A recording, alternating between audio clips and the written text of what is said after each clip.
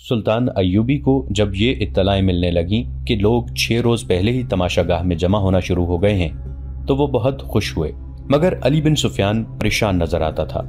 उसने सुल्तान के आगे इस परेशानी का इजहार भी कर दिया था। सुल्तान अय्यूबी ने मसर्रत से उसे कहा था, अगर तमाशाइयों की तादाद 1 लाख हो जाए तो हमें 5000 सिपाही तो मिल ही जाएंगे। मोहतरम अमीर, अली बिन सुफियान ने कहा, मैं तमाशाइयों के हुजूम को किसी और जाविये से देख रहा हूँ। मेरे अंदाजे के मुताबिक अगर तमाशाइयों की तादाद 1 लाख हुई तो उनमें 1000 जासूस होंगे। देहात से औरतें भी आ रही हैं, उनमें ज्यादातर सूडानी हैं। उनमें अक्सर का रंग इतना गोरा है कि ईसाई औरत उनमें छुप सकती है। मैं तुम्हारी इस मुश्किल को अच्छी तरह समझता हूँ अली, सुल्तान ने कहा, लेकिन तुम जानते हो कि मैंने जिस मेले का इंतजाम किया है वो क्यों जरूरी है। तुम अपने महकमे को और ज्यादा होशियार कर दो, मैं इसके हक में हूँ। अली बिन सुफियान ने कहा, यह मेला बहुत ही जरूरी है। मैंने अपनी परेशानी आपको परेशान करने के लिए नहीं बताई, सिर्फ ये इत्तला पेश की है कि यह मेला अपने साथ क्या खतरा ला रहा है। काहिरा में आरजी कहबा खाने खुल गए हैं जो सारी रात शायकीन से भरे रहते हैं। तमाशाइयों में से बाज ने शहर के बाहर खैमे नस्ब कर लिए हैं। मेरे गिरोह ने मुझे इत्तला दी है कि उनमें भी क़िमारबाजों और इस्मत फरोशों के खैमे मौजूद हैं। कल मेले का दिन है। नाचने गाने वालियों ने तमाशाइयों से दौलत के ढेर इकट्ठे कर लिए हैं। मेला खत्म हो जाएगा तो यह गिलाजत भी हुजूम के साथ ही साफ हो जाएगी। सुल्तान अय्यूबी ने कहा, मैं इस पर पाबंदी आयद नहीं करना चाहता। मिस्र की अखलाकी हालत अच्छी नहीं। रक्स और इस्मत फरोशी 1-2 दिनों में खत्म नहीं की जा सकती। अभी मुझे ज्यादा से ज्यादा तमाशाइयों की जरूरत है। मुझे फौज तैयार करनी है और तुम जानते हो अली, हमें बहुत ज्यादा फौज की जरूरत है। मैंने फौज और इंतजामिया के सरबराहों के इजलास में यह जरूरत वजाहत से बयान कर दी थी। मैं आपको इस वजाहत से नहीं रोक सकता था अमीर मोहतरम, अली बिन सुफियान ने कहा। मेरी सुराग रसा निगाहों में इन सरबराहों में निस्फ ऐसे हैं जो हमारे वफादार नहीं। आप अच्छी तरह जानते हैं कि उनमें कुछ ऐसे हैं जो आपको इस गद्दी पर नहीं देखना चाहते, और बाकी जो हैं उनकी दिलचस्पियां सूडानियों के साथ हैं। मैंने उनमें से हर एक के पीछे एक एक आदमी छोड़ रखा है। मेरे आदमी मुझे उनकी सरगर्मियों से आगाह करते रहते हैं। किसी की कोई खतरनाक सरगर्मी सामने आई? सुल्तान अय्यूबी ने पूछा। नहीं, अली बिन सुफियान ने जवाब दिया, सिवाय इसके कि ये लोग अपनी हैसियत और रुतबों को फरामोश करके रातों को मशकूक खैमों और उन मकानों में जाते हैं जो आरजी कहबा खाने और रक्स गाहें बन गए हैं। 2 ने तो नाचने वाली लड़कियों को घरों में भी बुलाया है। उनसे ज्यादा मेरा दिमाग उन 2 बादबानी कश्तियों पर घूम रहा है जो 10 रोज गुजरे बहरा रूम के साहिल तक देखी गई थी। उनमें क्या खास बात थी? सुल्तान अय्यूबी ने पूछा। इस वक्त तक बहरा रूम के साहिल से फौज को वापस बुला लिया गया था। वहां ढकी छुपी जगहों पर समंदर पर नजर रखने के लिए बिठा दिए गए थे। अली बिन सुफियान ने माहिगीरों और सहराई खाना बदोशों के लिबास में साहिल पर इंटेलिजेंस के चंद आदमी मुकर्रर कर दिए थे। ये एहतमाम एक तो इसलिए किया गया था कि सलीबी अचानक हमला न कर दें, और दूसरे इसलिए कि उधर से सलीबियों के जासूस न आ सकें। मगर साहिल बहुत लंबा था। कहीं कहीं चट्टानें भी थीं जहां समंदर अंदर आ जाता था। सारे साहिल पर नजर नहीं रखी जा सकती थी। 10 रोज गुजरे ऐसी ही एक जगह से जहां समंदर चट्टानों के अंदर आया हुआ था। 2 बादबानी कश्तियां निकलती देखी गई थी। वो शायद रात को आई थी। उन्हें जाता देखकर सुल्तान के 2 सवार सरपट घोड़े दौड़ाते उस जगह पहुंचे जहां से कश्तियां निकल कर गई थीं। वहां कुछ भी न था, कोई इंसान नहीं था, और कश्तियां समंदर में दूर चली गई थीं। कश्तियों और बादबानों की साख्त बताती थी कि यह मिस्र के माहिगीरों की नहीं, समंदर पार की मालूम होती थी। सवार थोड़ी दूर तक सहरा में गए, उन्हें किसी इंसान का सुराग नहीं मिला। उन्होंने काहिरा इत्तला भिजवा दी थी कि साहिल के साथ 2 मशकूक कश्तियां देखी गई हैं। अली बिन सुफियान के लिए यह मुमकिन न था कि रेगजार में उन्हें ढूंढ लेता जो कश्तियों में से उतरे थे।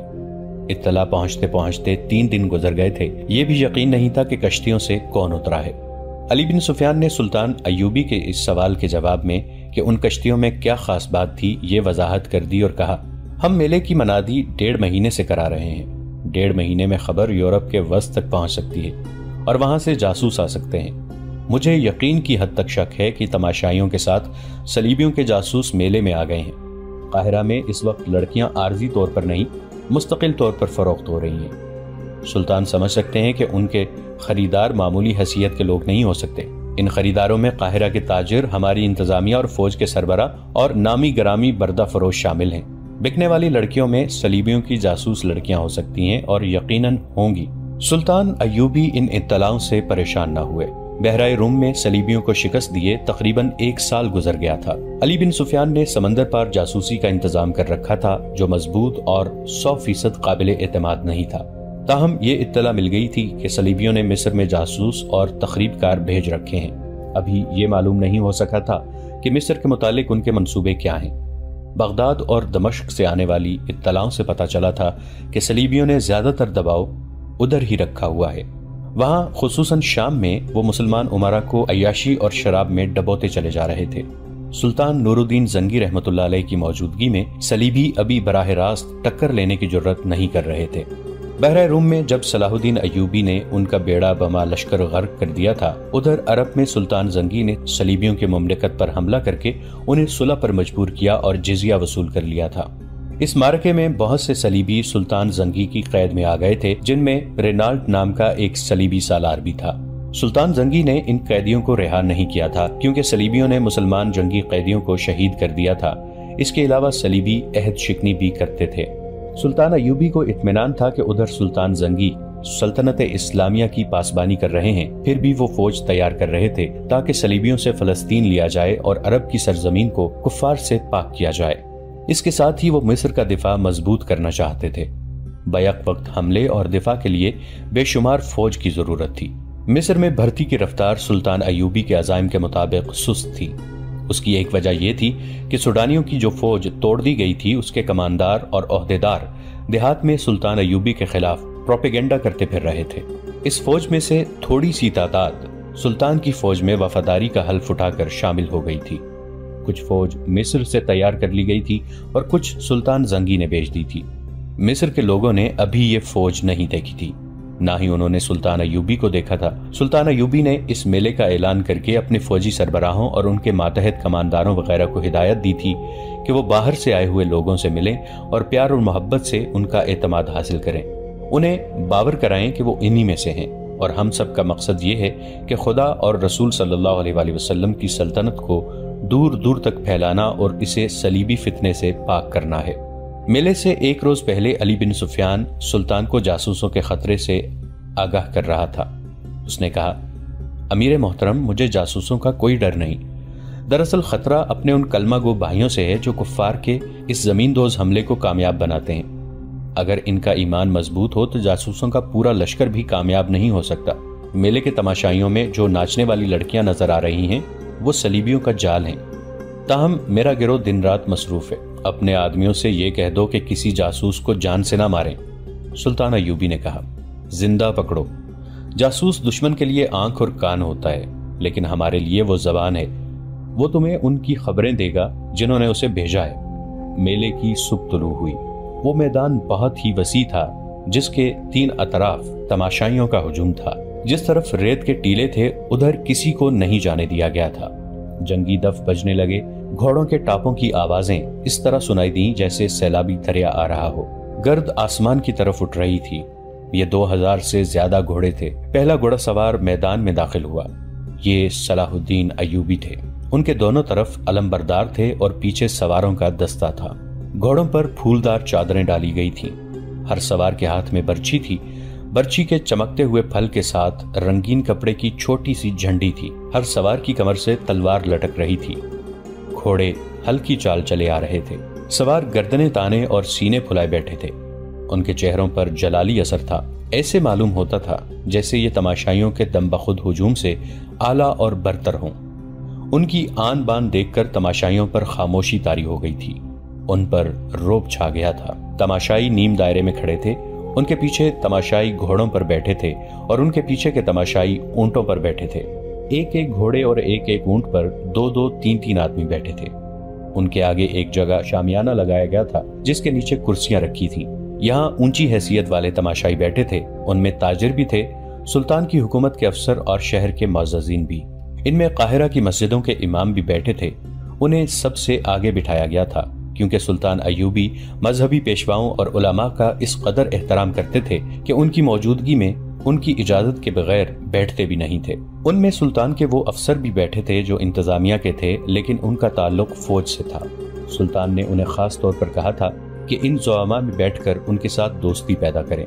उनमें खादिमुद्दीन अल बर्क भी था। علی بن سفیان کے بعد یہ دوسرا آدمی تھا جو سلطان ایوبی کے خفیہ منصوبوں، مملکت اور فوج کے ہر راز سے واقف تھا۔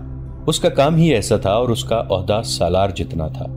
جنگ کے منصوبے اور نقشے اسی کے پاس ہوتے تھے۔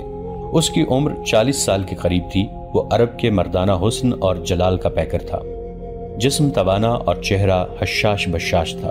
البرق کے ساتھ ایک لڑکی بیٹھی تھی، بہت ہی خوبصورت لڑکی تھی۔ وہ نوجوان تھی۔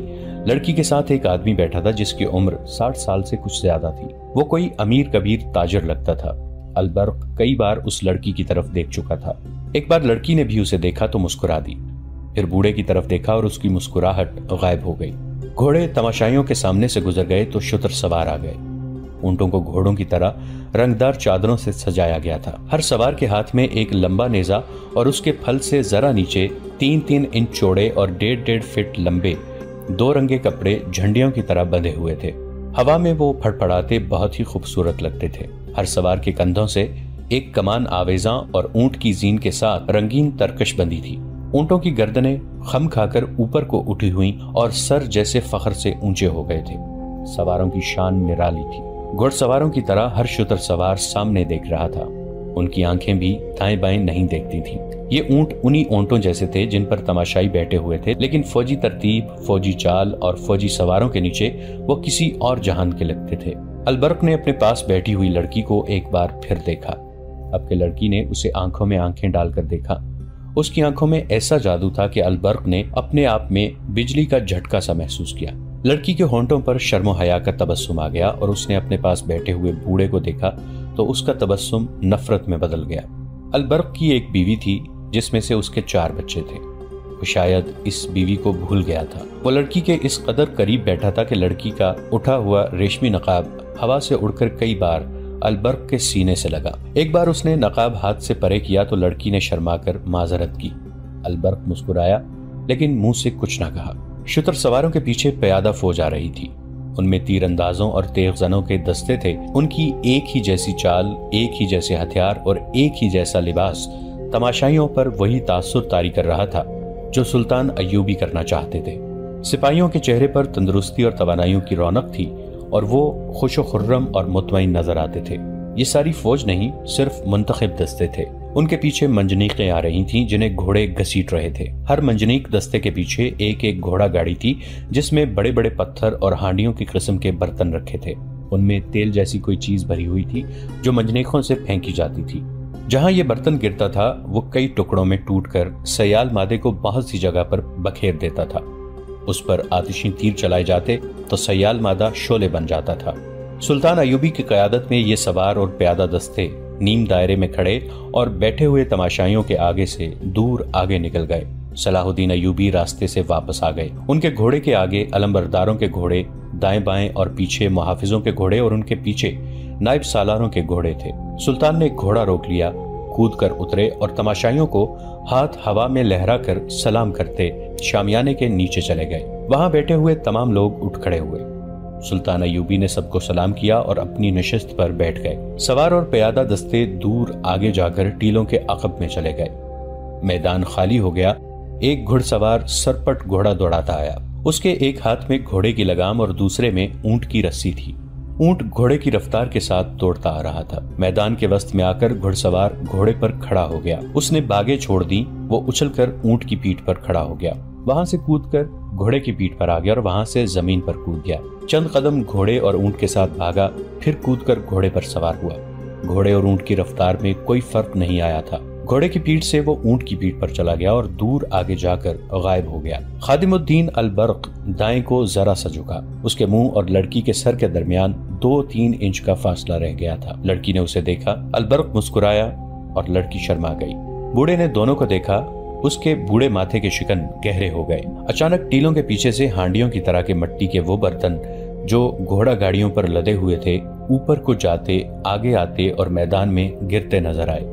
برتن ٹوٹتے تھے تو تیل اچھل کر بکھر جاتا تھا۔ کم و بیش 100 برتن گرے اور ان سے نکلا ہوا مادہ تقریباً 100 گز لمبائی اور اسی قدر چوڑائی میں بکھر گیا۔ ایک ٹیلے پر 6 تیر انداز نمودار ہوئے۔ उन्होंने जलते हुए फीतों वाले तीर चलाए जो सियाल मादे वाली जगह गिर गए। फौरन वो तमाम जगह एक ऐसा शोला बन गई जो घोड़े की पीठ तक बुलंद और कोई 100 गज तक फैला हुआ था। एक तरफ से 4 घुड़सवार पूरी रफ्तार से दौड़ते आए।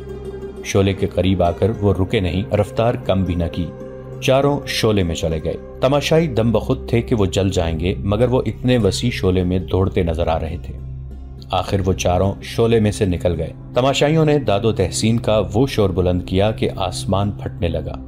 2 सवारों के कपड़ों को आग लगी हुई थी। दोनों भागते घोड़ों से रेत पर गिरे और थोड़ी दूर लुढ़कियां खाते गए। उनके कपड़ों की आग बुझ गई। अलबर्क इस शोरगुल और सवारों के कमालात से नजरें फेरे हुए लड़की को देख रहा था। लड़की उसकी तरफ देखती और जरा मुस्कुराकर बूढ़े को देखने लगती थी। बूढ़ा उठकर जाने क्यों चला गया। लड़की उसे जाता देख रही थी। अलबर्क को मालूम था कि लड़की बूढ़े के साथ आई है। उसने लड़की से पूछा, तुम्हारे वालिद साहब कहाँ चले गए हैं? ये मेरा बाप नहीं, लड़की ने जवाब दिया, मेरा खाविंद है। खाविंद? अलबर्क ने हैरत से पूछा, क्या ये शादी तुम्हारे वालिदैन ने कराई है? उसने मुझे खरीदा है, लड़की ने उदास लहजे में कहा। वो कहाँ गया है? अलबर्क ने पूछा। नाराज होकर चला गया है, लड़की ने जवाब दिया। उसे शक हो गया है कि मैं आपको दिलचस्पी से देखती हूँ। क्या तुम वाकई मुझे दिलचस्पी से देखती हो? अलबर्क ने रोमानी अंदाज से पूछा। लड़की के होंठों पर शर्मीली सी मुस्कुराहट आ गई। धीमी सी आवाज में बोली, मैं इस बूढ़े से तंग आ गई हूँ। अगर किसी ने मुझे इससे निजात न दिलाई तो मैं खुदकुशी कर लूंगी। मैदान में सवार और प्यादा फौजी हैरान कुन करतब दिखा रहे थे और हर्बो ज़र्ब के मुजाहरे कर रहे थे। तमाशाइयों ने जंगी मुजाहरे पहले कभी नहीं देखे थे। उन्होंने सिर्फ सूडानी फौज देखी थी जो खजाने के लिए सफेद हाथी बनी हुई थी। उसके कमानदार बादशाहों की तरह बाहर निकलते थे। उनके साथ अगर फौज का दस्ता हो तो वो देहात के लिए मुसीबत बन जाते थे। मवेशी तक खोल कर ले जाते थे। किसी के पास अच्छी नस्ल का ऊंट घोड़ा देखते तो जबरदस्ती ले जाते थे। लोगों के दिल में ये बात बैठ गई थी कि फौज रियाया पर जुल्म तशद्दुद करने के लिए रखी जाती है, लेकिन सुल्तान की फौज बहुत मुख्तलिफ थी। एक तो वो दस्ते थे जो मुजाहरे में शरीक थे, बाकी फौज को सुल्तान की हिदायत के मुताबिक तमाशाइयों में फैला दिया गया ताकि वो लोगों के साथ घुल मिलकर उन पर यह तासुर पैदा करें कि फौजी उनके भाई हैं और उन्हीं में से हैं। बदतमीजी या बद अखलाकी करने वाले फौजी के लिए बड़ी सख्त सजा मुकर्रर की गई थी। खादिमुद्दीन अलबर्क, जो सुल्तान अयूबी की जंगी मशावरती महकमे का सरबरा और राजदान था, सुल्तान की हिदायत और मेले के शोरगुल से बिल्कुल ही ला ताल्लुक हो गया था। लड़की एक जादू बनकर उसकी अक्ल पर गालिब आ गई थी। उसने लड़की में दिलचस्पी का इजहार किया। उसे लड़की ने कबूल कर लिया था। इससे दोनों के लिए सहूलत पैदा हो गई थी। अलबर्क ने कहीं मिलने को कहा तो लड़की ने जवाब दिया, वो खरीदी हुई लोंडी है और उस बूढ़े ने उसे कैद में रखा हुआ है। वो उस पर हर वक्त नजर रखता है। लड़की ने यह भी बताया कि बूढ़े के घर 4 बीवियां हैं। अलबर्क ने अपने रुतबे को फरामोश कर दिया। इश्कबाज नौजवान की तरह उसने मुलाकात की वो जगह बताना शुरू कर दी जहां आवारा आदमियों के सिवा कोई नहीं जाता था। इन जगहों में से एक जगह लड़की को पसंद आ गई। इस शहर से बाहर कदीम जमाने का कोई खंडर था। अलबर्क ने लड़की से ये वादा भी किया कि वो इसे बूढ़े से आजाद कराने की कोशिश करेगा। तीसरी रात अलबर्क घर से निकला। वो हाकिमों की शान से घर से निकला करता था, मगर इस रात वो चोरों की तरह बाहर निकला। इधर उधर देखा और वो एक तरफ चल पड़ा। काहिरा पर सुकूत तारी था। फौजी मेला खत्म हुए 2 दिन गुजर गए थे। बाहर से आए हुए तमाशाई जा चुके थे। सरकारी हुक्म के तहत आरजी कहबा खाने उठा दिए गए थे। अली बिन सुफियान का महकमा अब ये सुराग लगाता फिर रहा था कि बाहर से आई हुई कितनी लड़कियां और कितने मशकूक लोग शहर या मजाफाती देहात में रह गए हैं। मेले का मकसद पूरा हो गया था। 2 ही दिनों में 4000 जवान फौज में भर्ती हो गए थे और मजीद भर्ती की तवक्को थी। दोस्तों, आज के लिए इतना ही। इसी कहानी की अगली किस्त के साथ बहुत जल्द हाजिर होंगे। नीचे कमेंट सेक्शन में अपनी राय का इजहार जरूर कीजिएगा। हमारे इस चैनल को सब्सक्राइब करके नीचे मौजूद बेल आइकन को भी जरूर क्लिक कीजिएगा। अगली मुलाकात तक के लिए हमारा और आपका अल्लाह निगहबान।